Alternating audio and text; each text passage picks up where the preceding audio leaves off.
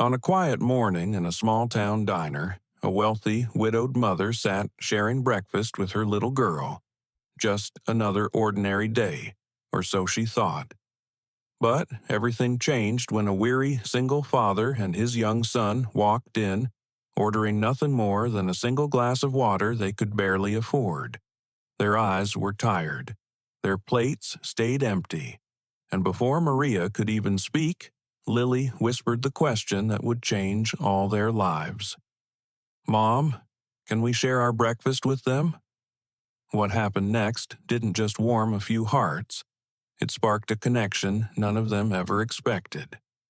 Before we jump in, drop your location in the comments and hit subscribe for more stories that warm the heart. Maria Lawson stood at her kitchen counter, a half-finished cup of tea cooling beside her laptop. The house felt too tidy, too quiet, like it had been holding its breath for months. Ever since her husband passed, silence had a way of settling over everything. Her 8-year-old daughter, Lily, sat at the table, humming softly as she pressed marshmallows into a bowl of cereal. She swung her feet, watching her mother's face the way children do when they're trying to read the weather. "Mom," Lily said. "Yes, sweetheart? Can we go somewhere today? Somewhere, not here?" Maria closed her laptop slowly. That small question went deeper than it sounded. "Yes," she said, "we can." Lily's shoulders lifted, her smile blooming like morning sunlight. Maria cleared the breakfast dishes, grabbed their jackets, and locked the door behind them. The November air met them with a crisp bite, clean, gentle, brimming with the smell of pine. They drove down the winding two-lane road that connected their quiet neighborhood to the heart of Meadow Ridge, a town where everyone knew everyone, and strangers rarely stayed strangers for long. Lily pressed her cheek to the window. "Everything looks painted today," she whispered. Maria laughed softly. "It does, doesn't it?" They pulled into a small diner that stood beside an old gas station. A bright red sign hung above the door. "Maple and Griddle, Home Cooking. Since 1948. Inside, the world smelled like warm syrup and fresh biscuits. A waitress with a silver bun waved them toward a booth near the window. The vinyl seat let out a soft creak as Maria settled in. Lily bounced twice before sitting, already scanning the menu for anything involving chocolate chips. The bell over the door jingled again. Maria didn't look up at first, but when she did, the moment quietly shifted.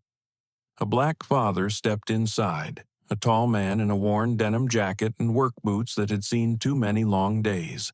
His son, maybe Lily's age, held his hand tightly.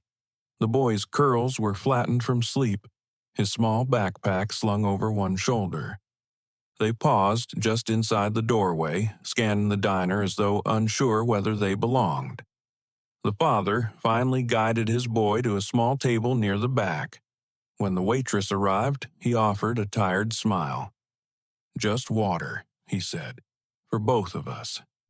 The waitress hesitated, then nodded. Across the room, something in Maria's chest tugged. She tried to look away. People deserved dignity, not pity. But Lily had already noticed. The little girl leaned close and whispered, "Mom, that boy is hungry." Maria followed her daughter's gaze. The boy traced a picture on the menu with one finger, slowly, almost reverently. His father sat straight, shoulders tight, pride worn thin but still holding. Maria's throat tightened. Lily nudged her. "Can we share? Please?" Maria looked at her daughter, truly looked, at that soft heart, that instinctive kindness, that stubborn belief that if someone was hurting, you didn't walk past them. Something inside her softened. "Yes," she whispered, "but let's do it right." She flagged down the waitress. "Could we have 2 extra plates?" Maria said softly. The waitress nodded with a knowing smile. Maria gathered their food, pancakes, eggs, toast. and rose from the booth. Lily hopped down beside her, clutching her small plate as though carrying something precious. They walked toward the lone father and son. The man straightened when he noticed them approaching, uncertainty flickering in his eyes. Maria offered a gentle smile. "Hi," she said. "I'm sorry to interrupt. We ended up ordering more than we can finish. We were hoping you'd join us, if that's okay." He blinked, stunned. "Oh, no, ma'am. You don't have to do that," he said, voice low, respectful, but edged with fatigue. Lily stepped forward, holding out her plate. "You can have some of mine," she said shyly. "These pancakes are really good." The boy stared at her, wide-eyed. His stomach growled softly. The father's shoulders sagged in a quiet surrender. "I'm Marcus," he said, "and this is my son, Jay." "I'm Maria," she replied, "and this is Lily." The boys smiled at each other, tentative at first, then quickly warming. A few moments later, they were seated together at one booth, plates spread across the table. Jay took his first bite slowly, as though he didn't quite trust the moment. Marcus, sitting across from Maria, clasped his hands to steady the tremble in them. Maria spoke gently. "Do you live nearby?" "Yes, ma'am, over by the old mill," he said. "Work's been on and off lately, doing what I can." "It's good work," she said quietly. "Honest work." He nodded, but didn't meet her eyes. Lily and Jay pushed a toy truck between them, laughing in soft bursts that made something warm unfurl in the air around the table. Marcus watched them, then let out a slow breath. "Thank you," he murmured. "People don't really do things like this." "Maybe more of us should," Maria said. He looked up at her then, really looked, and for a moment the tiredness in his eyes eased. When the meal ended and they stepped outside, the sky was bright and open. The boys played near the parked cars, pretending they were race drivers. Marcus stood beside Maria, hands shoved in his pockets. "You gave us a good morning," he said quietly. "Jay doesn't get many." Maria smiled. "Neither do we." He hesitated, torn between wanting connection and fearing it. "We go to Riverside Park sometimes," he said. "We might stop by tomorrow," she replied. He nodded, slowly, cautiously. "We'll see." Jay waved his new friend's name across the parking lot. "Bye, Lily." Lily waved back. "See you tomorrow." Whether tomorrow would actually come, Maria didn't know. But as she watched Marcus buckle his son into an old gray sedan, something in her heart whispered, this morning mattered, more than she yet understood. Riverside Park sat quiet under the late morning sun, the river sliding past in a steady silver ribbon. Families wandered along the walking trail, bundled in light jackets. Somewhere across the grass, a dog barked. Wind chimes whispered from a nearby porch. Maria and Lily sat on a wooden bench beneath a sycamore tree. Lily bounced her knees, scanning every face that walked by. "Do you think they'll come?" she asked. Maria smiled gently. "I hope so." She didn't add what sat fragile in her chest. That hope was the only thing holding a small, bright space open inside her. An hour drifted by. Then another. But just when the afternoon seemed to settle into disappointment, Maria spotted a familiar denim jacket making its way down the path. A smaller figure tugged at its sleeve. Lily shot to her feet. "Mom, it's them!" Jay ran ahead, feet thudding across the grass. Marcus followed more slowly, carrying the kind of caution a man acquires after too many disappointments. But when he reached the bench, Maria stood to greet him. "You came," she said. He nodded, breath unsteady. "Jay wouldn't let me skip," he said with a soft laugh. "Guess we're both here now." The boys darted off toward the playground as though they'd been best friends for years. Maria and Marcus walked to a nearby picnic table. He brushed dirt from the bench before sitting down, a small gesture that carried more weight than it seemed. "Sorry," he muttered. "Old habit. No need to apologize." For a moment, neither spoke. The breeze carried the earthy scent of fallen leaves. Birds hopped along the fence nearby, scattering when the boys' laughter rang out. Maria folded her hands. "How was your week?" Marcus let out a breath that wavered at the edges. "Long," he said. "Picked up some jobs, yard work, a porch repair, a few things here and there. Enough to buy groceries, not enough to get ahead." He scratched lightly at the seam of his jacket, as if grounding himself. "Hardest part," he added, "is trying to make everything look normal for Jay."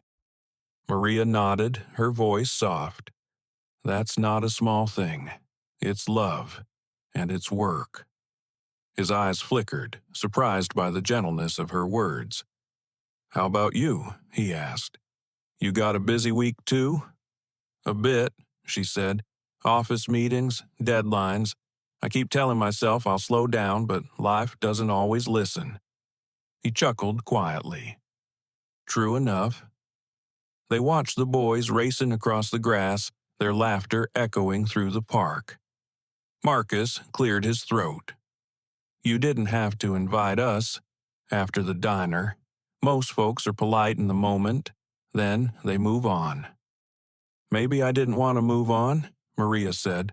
Her voice wasn't bold, just honest. Marcus shifted, unsure what to do with the warmth stirring behind his ribs. As the boys climbed a low hill, Jay stumbled and scraped his knee. He froze for a second, caught between crying and pretending it didn't hurt. Before Marcus could stand, Maria was already walking toward him with calm, steady steps. She knelt beside Jay. "Let me see," she said softly. Jay nodded, embarrassed but trusting. She cleaned the scrape with a small wipe she carried in her purse, an old habit from her own days of playground battles. "You're brave," she said with a smile. Jay blinked through the sting. "Hurts a little." "It'll pass," Maria whispered, smoothing a bandage over his skin. "There, good as new." Marcus watched from a few steps away, something tender loosening in his chest. When she returned to him, he cleared his throat again, voice thick. "Thank you," he said. "You didn't have to do all that." "I wanted to," she replied. They sat again on the bench. This time their shoulders rested a little closer. The boys played until their cheeks turned pink. When it was time to leave, Jay dragged his feet, and Lily pretended she couldn't hear her mother calling. Both children exchanged promises, vague and lopsided, but sincere, about seeing each other again. Marcus walked them to the parking lot. "Maria," he said quietly as she opened her car door, "thank you for today." She met his eyes. "It was a good day," she said softly. "We could all use more days like this." He nodded, unsure how to say the thing he felt rising inside him. So he didn't say anything at all. The next Sunday came just as crisp. The park was calmer than usual, sunlight glinting off the river, birds weaving through low branches. Maria arrived first with Lily, laying out a blanket near the benches. Lily balanced a small paper sack of homemade muffins in her lap. "You think Jay likes blueberry?" she asked. "I think he'll love them." When Marcus and Jay finally appeared, they looked almost surprised to find Maria already waiting. As Jay ran off with Lily, Marcus lowered himself onto the edge of the blanket. He sat stiff, careful, the way a man sits when he's not sure he deserves to be comfortable. "You brought food?" he asked. "Just muffins," she said. "Lily insisted we made too many."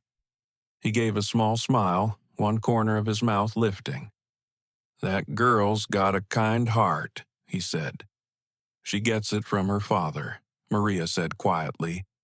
Marcus turned to her, suddenly sober. "I'm sorry," he murmured. "I didn't know." She shook her head. "You weren't supposed to. It's just part of who we are now." He didn't ask questions. Instead, he spoke in that low, steady voice of his. "I lost Jay's mom when he was little. But you carry yourself like someone still learning how to breathe again." Maria's throat tightened. "Some days are easier," she whispered. "Some days feel like starting over." He nodded slowly. "Yeah," he said. "I know that feeling." A long silence drifted between them. Not empty, but gentle. Two lives, cracked differently, settling beside each other. Week by week, this small ritual continued. Sunday afternoons became a safe place, a pause from the usual weight of life. Maria would bring warm cocoa on colder days. Marcus brought a toolbox once to fix a wobbling park bench, claiming it bothered his sense of balance. The boys grew inseparable. The adults, not far behind. And though neither said it aloud, something was shifting. Something slow, something hopeful, something that felt like two hearts learning to move in the same direction. By early winter, their Sundays had become almost sacred. Even when the wind carried the bite of cold weather down from the hills, Maria and Lily would bundle up and head to Riverside Park. And, almost without fail, Marcus and Jay would appear, sometimes late, sometimes weary, but always there. It wasn't dramatic, it wasn't rushed, it was simply two families learning how to breathe around each other. But quiet things can be fragile, and fragile things sometimes crack before anyone notices. One weekday morning, long before sunrise had touched the rooftops, Marcus stood in his small apartment, pulling on his work boots. The place was neat but worn, the kind of home held together by hard work rather than comfort. Jay slept on the pull-out couch, curled tightly under a blanket. His backpack sat beside him, ready for school. Marcus took a long, steadying breath. He hadn't slept much, too many hours and not enough pay. He reached for his thermos, half filled with cheap coffee, and grabbed a list of repair jobs scribbled on a small notepad. Today's biggest job was a cleaning and touch-up assignment in one of the tallest buildings downtown, a penthouse being prepared for market, a place far from his world. He kissed Jay's forehead gently. "Be good today, little man." Jay murmured something soft and sleepy. Then Marcus stepped out into the cold, locking the door behind him. Downtown Meadow Ridge always felt like another universe. Glass buildings, quiet hallways, elevators that whispered instead of rattled. Marcus's boots squeaked on the polished floor as he checked in with the building manager, a sharp-eyed man who spoke quickly and without warmth. "Penthouse level," the manager said. "Finish by noon. We've got agents coming later." "Yes, sir," Marcus replied. The elevator ride felt too long, too quiet, too clean. When the doors slid open, the penthouse stretched out before him. Floor-to-ceiling windows overlooking the town, sleek counters without a speck of dust, furniture that looked like it belonged in magazines. Marcus set his cleaning supplies down softly, afraid to echo in the stillness. He worked with practiced efficiency, scrubbing, polishing, mopping, every motion steady, careful. A man trying not to disturb a world that wasn't built for him. He stopped only once, to stretch his aching back and let his gaze fall out over the horizon. From up here, the town looked small. Streets, cars, rooftops, tiny, manageable, almost gentle. He wondered where Maria lived from this view, if she was starting work already, if Jay was awake yet, if Sunday would come quicker if he wished hard enough. He shook off the thought and picked up his mop again. A little while later, the elevator chimed. Footsteps followed, firm, confident, purposeful. Voices drifted down the hallway, overlapping, clipped, business-focused. Marcus didn't pay attention at first, until he heard a voice he knew, a voice he'd learned to recognize even from across a noisy playground. Warm, steady, but here it sounded different, sharper, more distant. Maria. She appeared around the corner in a tailored coat, holding a slim binder. A group of real estate agents followed her, hanging on to her every word. "We need the appraisal reports by Thursday," she said. "Let's get this on the market before the end of the month." Marcus froze. He was kneeling on the floor, rag in hand, clothes worn, hands raw. She looked like she belonged here. He looked like he didn't. Maria glanced up, and their eyes met. At first, her face softened. Then, confusion washed over her. "Marcus." He stood too quickly, knocking his rag to the floor. One of the agents frowned. "Everything all right?" Maria stepped forward, voice gentle. "I didn't expect to see you here." Marcus swallowed hard. His hands shook. Of all the places, of all the moments, why here? I should go," he said. "Marcus, wait." But he was already backing up, already turning away, already pushing through the stairwell door because the elevator felt too close, too public. The heavy door slammed shut behind him. He took the stairs fast, nearly stumbling. His breath echoed harshly in the concrete stairwell. 12 floors down, the truth sank deeper with each step. "She's from this world. I'm not. You were foolish to think anything else was possible." He reached the bottom floor and leaned against the cold wall, eyes squeezed shut. He didn't go back to the penthouse. He didn't finish the job.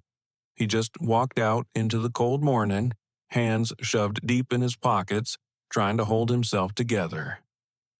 That evening, when Jay returned from school, he climbed onto the couch beside his dad. "Are we seeing Miss Maria and Lily on Sunday?" he asked. Marcus's throat tightened. "Not this week, buddy." Jay frowned. "But why?" "Dad's just busy," Marcus said. A quiet lie, a necessary one.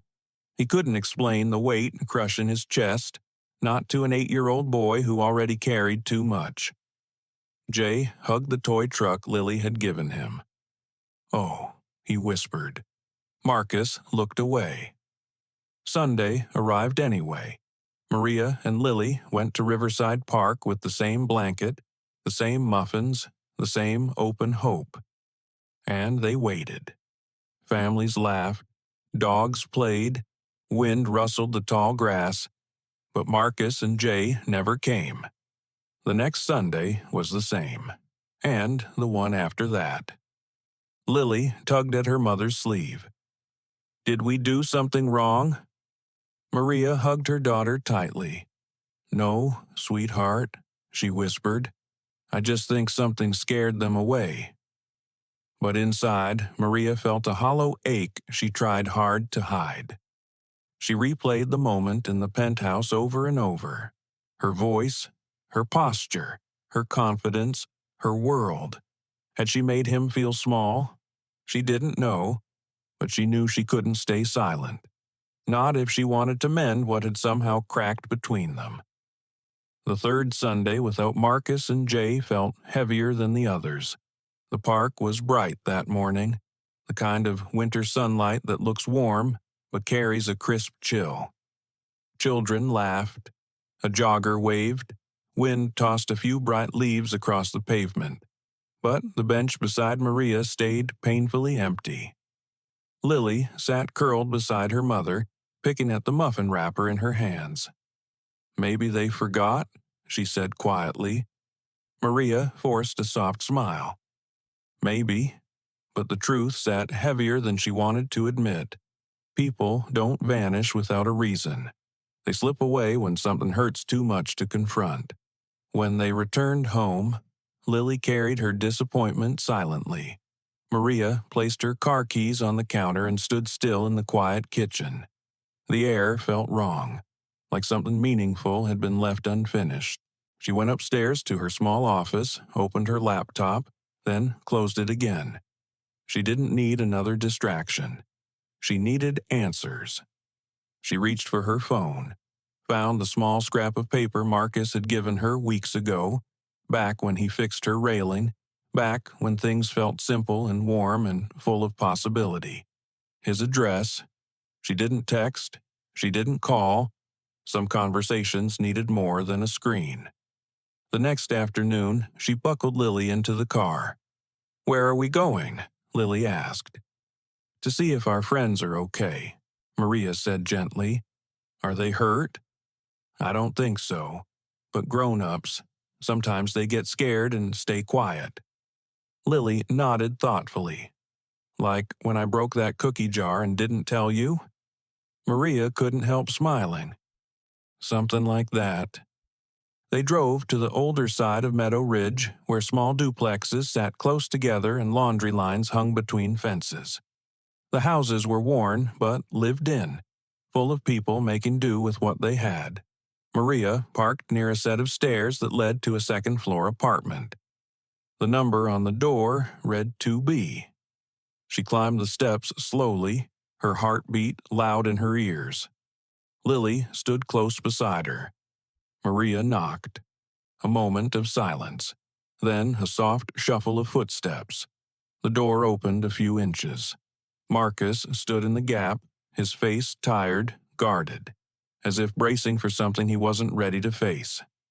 When he saw her, his eyes widened, not with anger, but with a kind of startled vulnerability. "Maria," he whispered. "Hi," she said softly. "Can we talk?" He hesitated, the kind of hesitation born from pride and pain wrestling inside a man. But after a moment, he exhaled and stepped back. "Come in." Lily darted past him, finding Jay almost immediately in the small bedroom. Their delighted chatter filled the apartment. Two children who didn't understand heartbreak, only friendship. Marcus closed the door gently and leaned against the wall, arms crossed, a shield forming. "You shouldn't have come," he said quietly. "I needed to," she replied.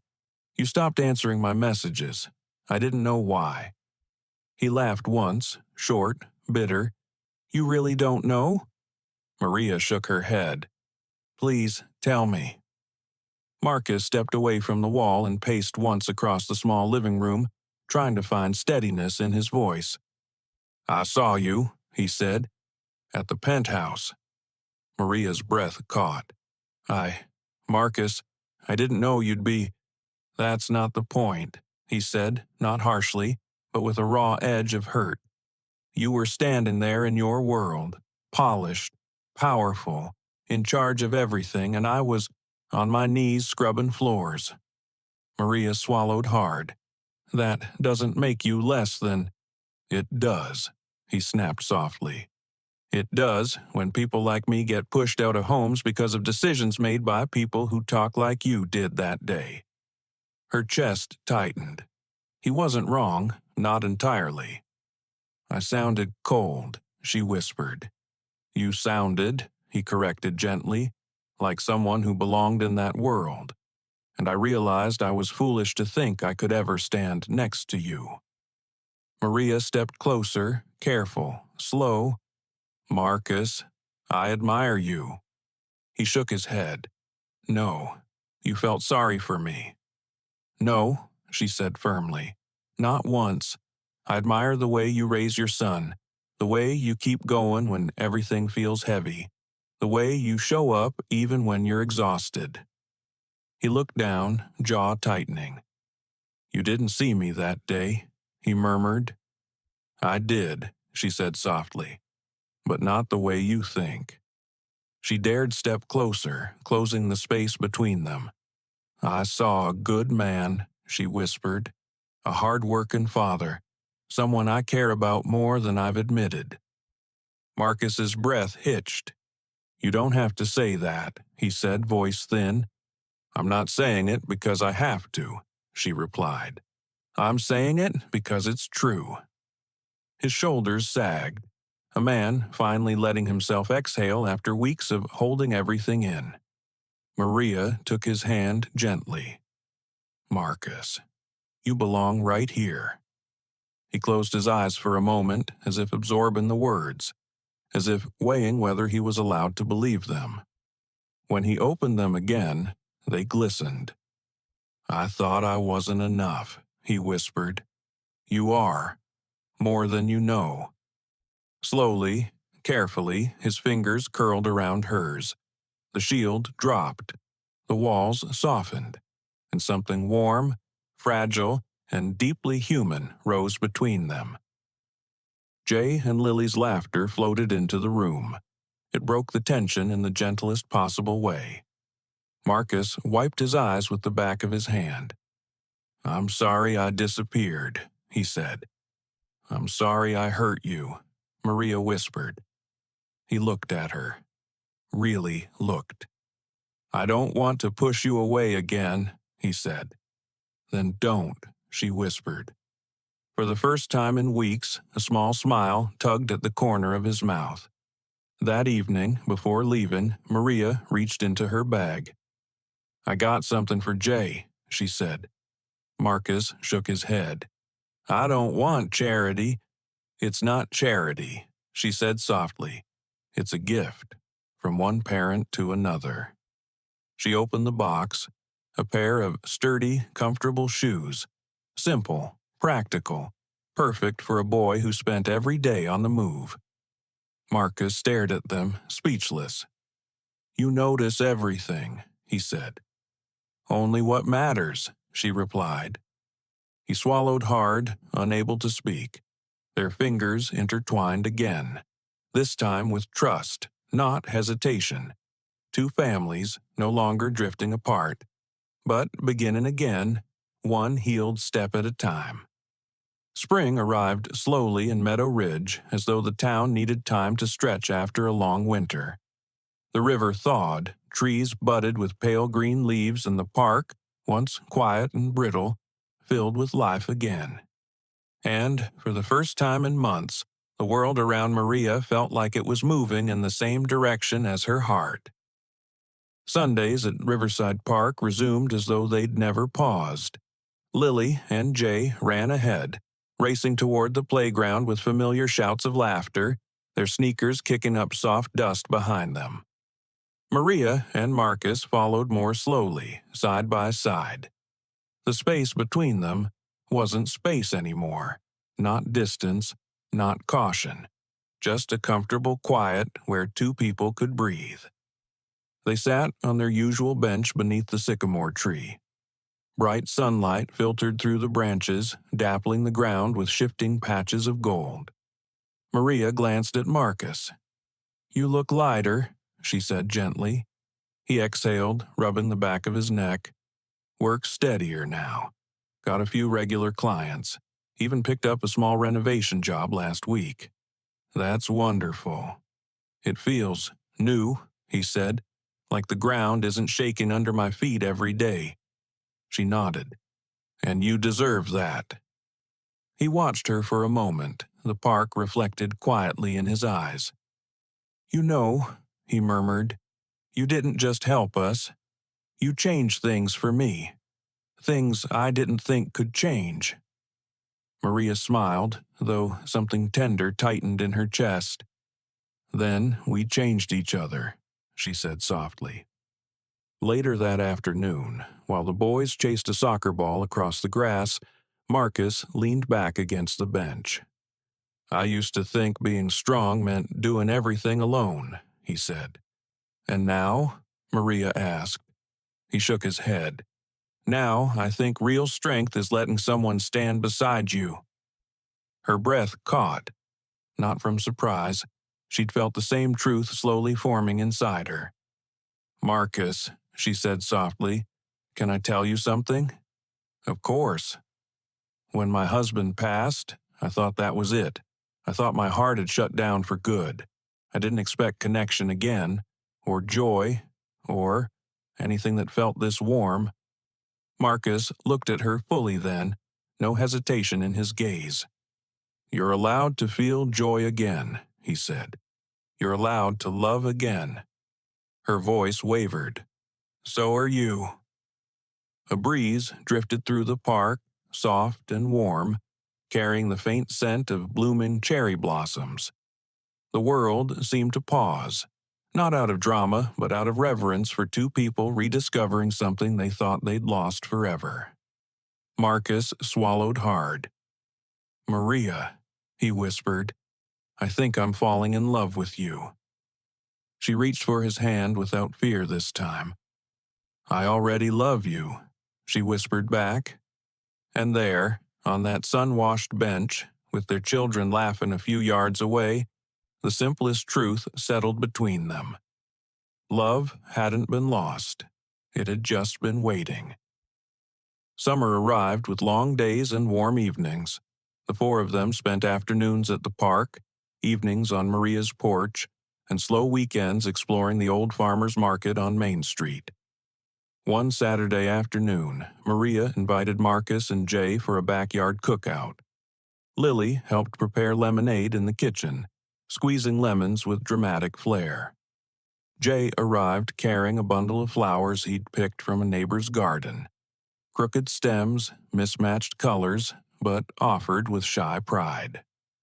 "They're beautiful," Maria said, placing them in a jar. Marcus stood behind his son, hands tucked in his pockets. "He insisted," he said with a soft smile. "Good instinct," Maria replied. Later, Marcus manned the grill while the boys plotted adventures involving cardboard swords and backyard treasure hunts. Maria set the patio table with simple plates and colorful napkins. Nothing fancy, just warm, just home. As she carried out a dish of roasted vegetables, she glanced at Marcus through the rising smoke of the grill. He looked different now. Still serious, still steady, but open, grounded, hopeful. "Smells good," she said. "Trying not to burn anything," he teased. They shared an easy laugh, the kind you don't notice you miss until it returns. Dinner was simple and perfect. The boys ate until they were tired, then sprawled on the lawn looking up at drifting clouds. The adults lingered at the patio table, talking quietly, sharing memories and fears and pieces of themselves once tucked carefully away. As evening settled, a soft gold glow filled the backyard. Fireflies flickered near the fence. Lily and Jay chased them with cupped hands, squealing with delight. Maria leaned against the porch railing. "This feels like something," she said. Marcus stepped beside her, nodding slowly. "It does. Something real." He looked at her with warmth so deep it startled even him. "I want to build a life where our boys grow up knowing they're surrounded by love," he said. "They deserve that." "They do," she agreed, "and so do we." Their hands found each other again, not tentative this time, but certain. Months passed in gentle, steady rhythm. Maria continued to shift her work in ways that reflected her changing heart, pushing for fair housing decisions, fighting quietly but firmly for the people whose lives were affected by the paperwork she signed. Marcus kept expanding his repair work, gaining trust and clients who appreciated his honesty. He no longer walked with the weight of uncertainty pressing down on him each day.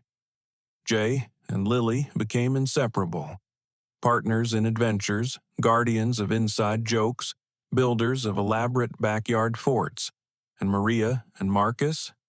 They stopped wondering whether they belonged in each other's worlds. Their worlds had become one. One warm evening, as the sun dipped into a soft orange glow, the four of them returned to Maple and Griddle, the diner where it all began. The same bell chimed. The same warm smell of biscuits and syrup filled the air. They slid into a booth. The boys on one side, the adults on the other. Jay grinned. "This is where we met," he said proudly. Lily nudged him. "And where Dad ate half of my pancakes," she teased. Marcus laughed, running a hand along the table's worn edge. "Feels like a lifetime ago," he murmured. Maria looked at him, her eyes soft. "It was the beginning," she said. The waitress arrived with their drinks. The boys ordered chocolate pancakes to share. Maria and Marcus exchanged a look, quiet, full of gratitude. When Jay finished ordering, he added softly, "Thank you for helping my dad, Miss Maria."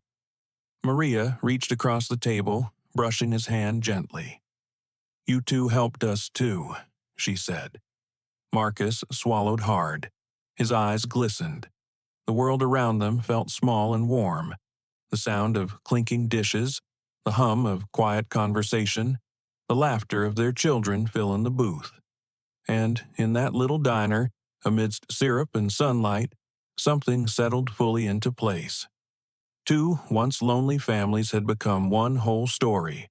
Not perfect, not flashy, but real, honest, and filled with the kind of love that grows from kindness, patience, and a single brave moment when someone reaches across the table and says, "Join us,"